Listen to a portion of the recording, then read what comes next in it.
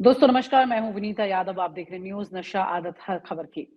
तो ट्रंप की सोची समझी रणनीति दोस्त कहकर पीएम मोदी के सामने ही चल दी एक बड़ी चाल। अब भारत के पास क्या विकल्प बचे हैं, ये बड़ा सवाल। डोनाल्ड ट्रंप ने जिस तरह से पीएम मोदी की मौजूदगी में टैरिफ को लेकर बयान दिया, उससे लगता है कि उन्होंने पहले ही मन बना लिया था, क्योंकि मुलाकात के एक दिन पहले उन्होंने अ, पारस्परिक शुल्क पर अपनी कलम चलाकर मोहर लगा दी थी। भले ही उन्होंने ये कहा कि मोदी जी जो हैं वो ज़्यादा बेटर नेगोशिएशन करते हैं, लेकिन यहाँ पर अमेरिका ज़्यादा फ़ायदे में चला गया है। अमेरिका लगातार भारत को टैरिफ किंग कह रहा है, साथ ही सच्चा दोस्त भी बता रहा है। ऐसे में टैरिफ को लेकर अमेरिकी राष्ट्रपति डोनाल्ड ट्रंप जो रवैया दिखा रहे हैं, उससे तो यही लग रहा है कि दोस्ती अपनी जगह और पैसा अपनी जगह, यानी कारोबार में कोई दोस्ती नहीं। ट्रंप इस बात के लिए जाने जाते हैं कि वो बिल्कुल लेन-देन में सीधा-सीधा विश्वास रखते हैं। दरअसल अमेरिकी राष्ट्रपति के एक बयान में भारत के लिए कई मायने छिपे हैं। पीएम मोदी के साथ मुलाकात के बाद जॉइंट प्रेस कॉन्फ्रेंस की, जब अमेरिकी राष्ट्रपति से पूछा गया, आप टैरिफ के मामले में क्या भारत को कोई राहत देना चाहेंगे? इस सवाल पर जवाब जो था ट्रंप का, कुछ भी वो दे सकते थे, लेकिन उन्होंने साफ शब्दों में कह दिया कि उनके लिए सभी देश एक जैसे हैं। जो देश जितना अमेरिका का सामान पर टैक्स लगाएगा, बदले में अमेरिका भी उस पर उतना ही टैक्स लगाएगा। यहाँ भारत की बात हो रही थी। ट्रंप ने सीधा अपना ये पारस्परिक शुल्क जो है उसका राग अलापना शुरू कर दिया। इसके अलावा उन्होंने एक बार फिर भारत को सबसे ज़्यादा टैरिफ वाला देश बताया। जैसा कि पिछले कार्यकाल के दौरान भी वो गाहे-बगाए इसका ज़िक्र करते रहे। अब तस्वीर ये सामने निकल के आ रही है कि वो इसमें कामयाब हो गए हैं और उन्होंने इस नेगोशिएशन में मोदी सरकार को मना लिया है और फाइनली काफ़ी अच्छा खासे शुल्क की यहाँ पर कटौती कर दी गई है। हमारे साथ इस पर चर्चा करने के लिए मुकेश कौशिक जी जुड़ रहे हैं, वरिष्ठ पत्रकार, उन्हीं से आप इस बात को समझेंगे।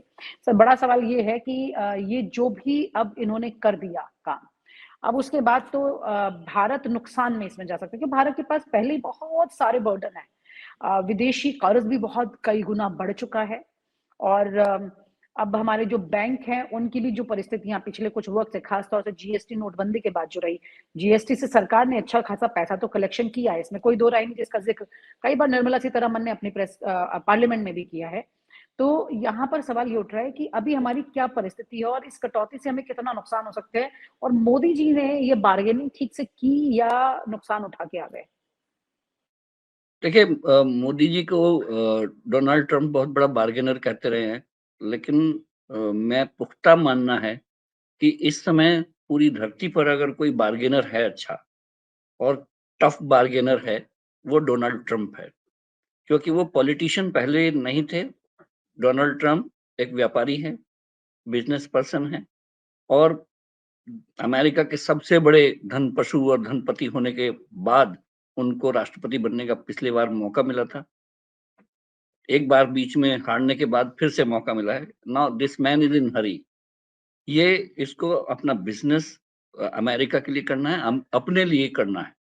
तो वो भारत से ज़्यादा ऐंठना, वसूलना चाहते हैं और इसमें उन्होंने कैरेट एंड स्टिक पॉलिसी जो अपनाई हुई है कि मोदी की यात्रा से ठीक पहले भारत के 100 लोग भेजे शैकल करके, पैरों में बेड़ियाँ लगा के, हाथों में जंजीरें पहना के। और मुझे पूरा यकीन था कि जब वापस लौट रहे होंगे मोदी, तो एक और जहाज उतरेगा उसी अमृतसर में और मैं आपको बता सकता हूँ कि आज रात फिर एक जहाज आ रहा है जी। अमृतसर में। 117 100 17 लोग आ रहे हैं। 117 लोग उसमें आ रहे हैं, इसमें पंजाब के 67 लोग हैं और दूसरा जहाज और 24 घंटे बाद आ जाएगा, उसमें 167 लोग होंगे और ये सिलसिला थमेगा नहीं अभी। वो भारत को इस तरह से स्क्वीज़ करना चाहते हैं कि हमारी बात भी मानें और हम उनको अपनी आँख भी दिखाएँ। जी। इस तरह के नेगोशिएशंस हमेशा डोनाल्ड ट्रंप की आदत में रहे हैं। वो भारत से ज़्यादा डिफेंस डील कराना चाहते हैं। भारत से ज़्यादा टैक्स में छूट करना चाहते हैं। पिछले कार्यकाल में ट्रंप के एक बहुत बड़ा इश्यू बना था कि भारत हमारे जो हार्ले डेविडसन मोटर बाइक्स हैं, उन पर 200% टैक्स लेता है। 150 से 200% टैक्स लेता है। मैंने इस पर स्टोरी की। हार्ले डेविडसन की वो मोटर बाइक जो लाखों रुपए में आती थी, भारत में उसकी टोटल 1 साल में सेल 800 थी। सिर्फ 800 की मोटर बाइक की सेल को लेकर डोनाल्ड ट्रंप चिंतित हों, मुझे लगता नहीं था ऐसा। लेकिन वो एक प्रेशर टैक्टिक्स है अपने आप को ये बताने की कि हम भारत एक टैरिफ किंग है। भारत से जो चाहते हैं असल में वो ये कि हमारे जो इम्पोर्ट मार्केट है और उसमें सबसे बड़ा इम्पोर्ट मार्केट डेयरी वाला है, वो हमारा खुल जाए। और डेयरी के मार्केट में हम आप लोगों को शायद ये शर्त पता होगी कि भारत ऐसा कोई डेयरी प्रोडक्ट नहीं खरीदता है जिसमें बीफ का कुछ इन्वॉल्वमेंट हो। यानी कि लेकिन अमेरिका में है ऐसा। वहाँ पर जो गायों को दूध जो देती हैं, उनमें जो बीफ प्रोडक्ट हैं उनके उनके चारे में मिलाए जाते हैं। भारत को बहुत बड़ी आपत्ति रही है ये कि हम उन गायों के दूध और उसके प्रोडक्ट नहीं लेंगे जिनको बीफ खिलाया जा रहा हो, जिनको उसमें ब्लड वगैरह उनको मिलाया जाता हो, आंतें खिलाई जाती हों। अमेरिका ने अपनी इस डेयरी इंडस्ट्री को इतना ऊपर ले गए हैं इन इन ऐसे खाद्य के जरिए कि जिसको एक्सेप्टेबिलिटी उन्हीं देशों में मिलती है जहां पर बहुत सारे लोग मांसाहारी हैं, जिनको कोई आपत्ति नहीं है। भारत में तो बहुत बड़ी आपत्तियां हैं। भारत की तो आजादी ही मंगल पांडे से हुई थी, जो बीफ की चर्बी के कारतूस को मुंह से छीलने से जिसने मना कर दिया था। तो अ, उनकी कोशिश ये है कि किसी तरह से हमारा मार्केट उसके लिए खुल जाए। उसके लिए वो कह रहे हैं कि हम रेसिप्रोकल इंपोर्ट करने को तैयार हैं। 10 साल का एक सौदा कर लिया है और 10 साल का जो डिफेंस पार्टनर का सौदा हुआ है, वो बिल्कुल वैसा ही है जो हमने कभी रशिया के साथ किया हुआ था। हम भी 10 साल रशिया के साथ ये मान के चलते थे कि हमको $20 बिलियन के सौदे इस दौरान करने ही होंगे। ये कांग्रेस की सरकारों में भी हुआ कि उन्होंने उस समय की सुपर पावर सोवियत संघ के साथ ऐसे सौदे किए और वो ऐसा दौर था कि जब हथियार मार्केट बहुत लोगों के लिए खुला हुआ नहीं था। हम लोग स्ट्रेटेजिकली बहुत डिपेंड करते थे और अ, उस समय की वो दोस्ती काम भी आई, जो पाकिस्तान के खिलाफ, चाइना के खिलाफ हम लोग खड़े हो पाए। उस समय की दोस्ती अमेरिका के साथ भी काम आई जब 1962 के युद्ध में पंडित नेहरू ने लोग अमेरिका से हथियार मांगे और तभी तो चाइना पीछे चला गया था जब उन्होंने कहा कि yes we are sending our troops and planes. उसी से तो चाइना का युद्ध रुका था। तो इस तरह के प्रेशर हर समय रहे हैं और ये सुपर पावर की बुली रहती है। उस बुली में हम लोग आते रहे हैं। कुछ लोग अगर ये कहें कि नहीं हम बुली में नहीं आते हैं, तो ये कुछ गलत होगा। तो अगर जैसी परिस्थिति का मैंने ज़िक्र किया कि इस वक़्त हम लोग कितनी ऐसी एक कंफर्टेबल फाइनेंशियल कंडीशन में हैं, जिसमें ये बार्गेनिंग हम झेल सकते हैं? बार्गेनिंग तो हम झेल सकते हैं, लेकिन प्रेशर नहीं झेल सकते। प्रेशर ये है कि हम इस समय एक हुँ, हुँ। ऐसी दुनिया के बीच खड़े हुए हैं, जिसमें रशिया कमज़ोर हो रहा है, चाइना उसका साथ दे रहा है, ईरान उनके साथ है। भारत ने अपने बहुत सारे जो स्ट्रैटेजिक अंडे थे, वो दूसरी बास्केट में शिफ्ट किए। वो अमेरिका है और अगर अमेरिका का दामन हमने इस तरह से थामा है और अपनी न्यूट्रैलिटी को थोड़ा-सा कॉम्प्रोमाइज़ किया है, तो इस तरह की सिचुएशंस में आपको बार्गेनिंग छोड़ के प्रेशर में आना होगा। जैसे कि जो परमाणु डील जो पुरानी पड़ी हुई थी रिपब्लिकन की 1, 2, 3 की वो बहुत और या फिर नैनो रिएक्टर्स की, उसको लेकर हमने जो न्यूक्लियर लायबिलिटी पर अपनी टांग अड़ाई हुई थी कि हम अगर कोई दुर्घटना होती है, जैसे कि यूनियन कार्बाइड जैसी भोपाल गैस त्रासदी होती है, तो लायबिलिटी किसकी होगी? इस वाली जो नया हम लोगों ने डील देखी है उसमें न्यूक्लियर लायबिलिटी में अमेरिका को वो छूट मिली है जो उसको लेवरेज देती हैं और दुर्घटनाओं में उसको छूट देंगी ताकि वो बच के निकल सकते हैं क्रिमिनलिटी से। तो ये अमेरिका के लिए बहुत बड़ा इशू था और अब मुझे लगता है कि न्यूक्लियर डील अब अपने रास्ते पे आएगी। दूसरा जो F-35 उन्होंने कहा माय फ्रेंड वी आर हुँ। Here F-35 to India.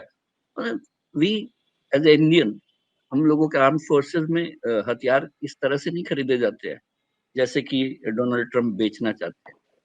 ये 3 दर्जन किले देने जैसा 3 दर्जन फाइटर प्लेन दे दीजिए ये वाला रूट हमारे पास उपलब्ध नहीं है। तो मुझे बहुत अच्छा लगा कि जब उन्होंने कहा F-35 हम आपको देना चाहते हैं और फॉरेन सेक्रेटरी ने कुछ देर बाद प्रेस कॉन्फ्रेंस में कहा कि मैं आपको बता दूं कि हमारे भारत में हथियार खरीदने की एक सेट प्रैक्टिस है। उस प्रैक्टिस में एक आरएफपी निकाली जाती है, फिर आरएफपी से प्रस्ताव आते हैं, प्रस्ताव आने के बाद उसमें लोएस्ट वेंडर चुना जाता है। और जहां तक मुझे लगता है कि इस विमान के लिए तो आरएफपी की प्रक्रिया नहीं शुरू हुई है, यानी कि खारिज कर दिया कि हम लोग इस तरह के इच्छुक नहीं है। मैं इस डिफेंस इस एस्टेब्लिशमेंट इसके इस इसके अलावा भी चाइना के मैटर पे भी भारत ने दो टूक जवाब दे ही दिया है ना ट्रम्प को। बिल्कुल ट्रम्प को हम्म। वो जवाब है, और मुझे लगता है कि ट्रम्प उन जवाबों को एक्सेप्ट करने के लिए भी तैयार है। लॉकहीड हम्म। मार्टिन से उनके रिश्ते इतने नहीं है कि वो एक इस प्लेन पर भारत अगर ना कर दे तो उसमें वो नाराज हो जाए। हम्म। डोनाल्ड ट्रंप के भारत के साथ रिश्ते बहुत अलग किस्म के हैं। डोनाल्ड हम्म। ट्रंप के गुड़गांव में ट्रंप टावर हैं, जहां पर वो करोड़ों रुपए के अपार्टमेंट बेचते हैं। डोनाल्ड हम्म। ट्रंप के कलकत्ता और मुंबई में अपार्टमेंट हैं। जब वो इधर आए थे 5 साल पहले, तो ट्रंप की मेज पर वही लोग बैठे थे जो जो जो उन फ्लैट को खरीद रहे थे, जो 250 करोड़ के, 300 करोड़ के, 200 करोड़ के ट्रंप टावर में रहने के आदी हैं। हम्म।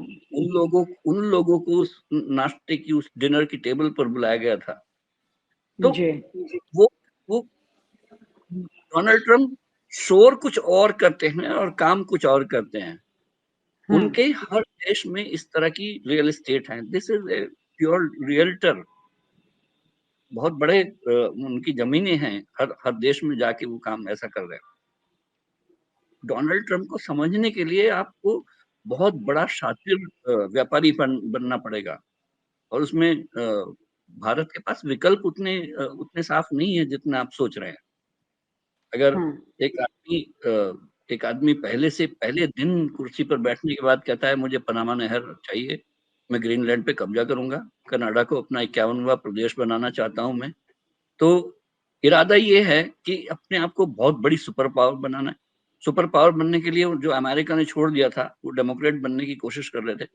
सुपर पावर बनने के लिए 3-4 मोहल्ले में लोगों की टांगे तोड़नी पड़ती हैं, तो वो दादागिरी चाहिए। इसने आते ही वो काम करने शुरू किए हैं कि जितने भी दुनिया के दादा हैं उनको लंगड़ी मारनी है, चोट मारनी है, परेशान करना है। भारत के लिए उनका रवैया थोड़ा-सा उतना कमज़ोर दिख रहा था, लेकिन जो लोगों को बंधक बना के युद्धबंदी की तरफ भेज रहा है वो साफ है कि भई आपसे व्यापार भी करना है, लेकिन आपको आपका जो क्रिमिनल ढंग से मेरे लोग मेरे घर में आए हुए हैं, मैं उनको C-17 में बैठा के वापस भेज दूँगा उनको। राइट। तो यानी कि यहाँ पे एक अच्छी बार्गेनिंग में कुछ चीजें ऐसी रही हैं जो कि नरेंद्र मोदी ने भी मतलब मुंह तोड़ जवाब के तौर पर पहले तो चाहे। एक्सेप्टेबिलिटी है। हर पूरी दुनिया अपने आप को हाँ। ट्रम्पानुकूल बना रही है। ओके। भारत भी उसमें अपने आप को एडजस्ट कर रहा है।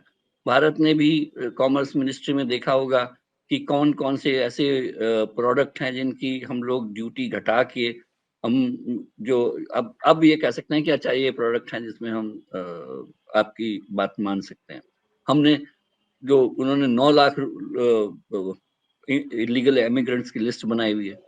हम हमको लगता है कि 18,000 ही वेरीफाइड है, और 18,000 में भी ज्यादातर गुजरात के हैं, ज्यादातर पंजाब के हैं। तो कम से कम पॉलिटिकल असर हो तो ये एक्सेप्टेबिलिटी है, क्योंकि वो क्रिमिनल या फोर्स डॉक्यूमेंट से उधर गए हैं तो उनको वापस लेना एक हमारी मजबूरी है। लेकिन हम्म। बहुत सारे ऐसे एवेन्यूज हैं जिसमें सरकार को अड़ना होगा, और अभी चूंकि बातचीत के लेवल पर चीजें हैं, तो उन पर अगर नहीं अड़े तो हम लोग खड़े नहीं रहेंगे पूरी मार्केट में और पूरी दुनिया में। राइट। यानी कि कुछ ऐसी खास इंपॉर्टेंट बातें हैं जहां पर अड़े हैं और कई जगह पर हमने बहुत शांति से चुपचाप उन्हें जाने भी दिया है। भले ही उस पर तमाम तरह की आलोचनाएं सामने निकल के आई हूँ बेड़ियों को लेकर और ये सब, लेकिन अभी एक डीलिंग का असर इसका भी कुछ वक्त के बाद में दिखाई देगा। इस मुलाकात के फायदे और नुकसान किस तरह से आते हैं। बहुत बहुत शुक्रिया। Thank you so much Mukesh. Thank you so much. और आप हमसे जुड़े रहने के लिए सब्सक्राइब करें YouTube पर, फॉलो करें ट्विटर पर और लाइक करें फेसबुक पर। और ज्यादा जानकारी के लिए आपको टाइप करना होगा सिर्फ न्यूज नशा।